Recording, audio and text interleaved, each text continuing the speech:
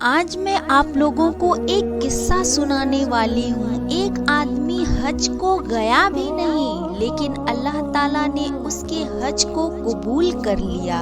حضرت عبداللہ ابن مبارک بغداد میں ایک بزرگ تھے۔ وہ حج کے لیے روانہ ہوئے۔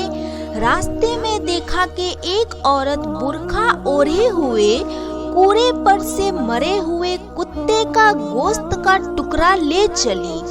آپ نے اس سے پوچھا کہ اس گوشت کو کیا کرو گی؟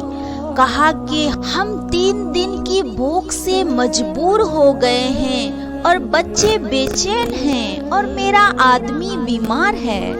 تنگ دستی ہے، بھوک دور کرنے کے لیے یہ گوشت لے جاتی ہوں۔ یہ حال سن کر ان بزرگ کو افسوس ہوا اور اس بی بی سے فرمایا، اس گوشت کو ڈال دو اور مجھے اپنے گھر لے چلو، میں انشاءاللہ تعالی تمہاری مدد کروں گا۔ وہ ان کو اپنے گھر لے گئی۔ جا کر دیکھا تو واقعی بچے بھوک کی وجہ سے بے ہوش پڑے تھے اور ان کا باپ بیمار ہے۔ ان بزرگ نے جو روپیہ ان کے پاس تھا اس کو دے دیا اور فرمایا، اپنا پیٹ بھرو، کپڑے بنا کر اپنا بدن ڈھکو اور کوئی کاروبار کر لینا۔ یہ نصیحت کر کے آپ بے حج کیے ہوئے اپنے گھر آ گئے، کیونکہ آپ نے اپنا سارا پیسہ اس عورت کو دے دیا تھا۔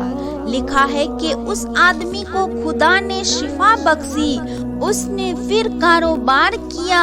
اللہ تعالیٰ نے ان بزرگ کی برکت سے اس کو خوشحال کر دیا۔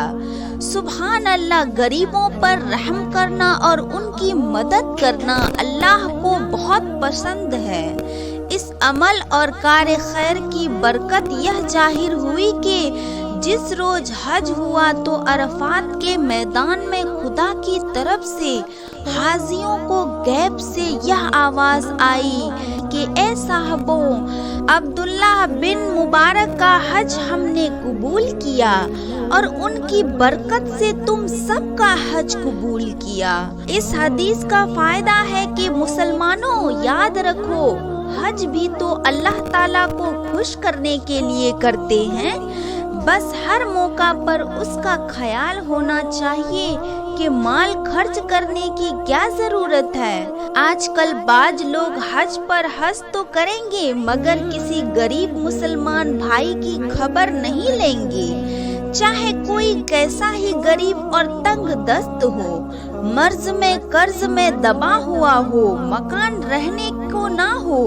رحمت دو جہاں دستگیر بے کساں حضور صلی اللہ علیہ وسلم نے فرمایا کہ جو مسلمان کسی غریب مسلمان کو کپڑا پہنائے تو اللہ تعالیٰ اس کو جنت کے کپڑے پہنائے گا، اور جو مسلمان کسی بھوکے مسلمان کو کھانا کھلائے گا تو اللہ تعالیٰ اس کو جنت کے میوے کھلائے گا، اور جو مسلمان کسی پیاسے مسلمان کو پانی پلائے گا اللہ تعالیٰ اس کو جنت کی پاک شراب پلائے گا۔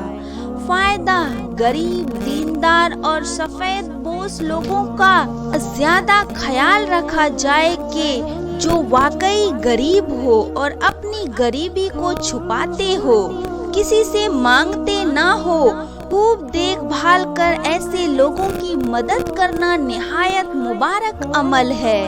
یاد رکھو، اگر مالدار لوگ غریبوں کا حق ادا نہ کریں گے تو حکومت کے ٹیکس وغیرہ یا کسی اور صورت سے مال نکل جائے گا اور خدا تعالیٰ کی پوچھ کچھ سر پر رہے گی۔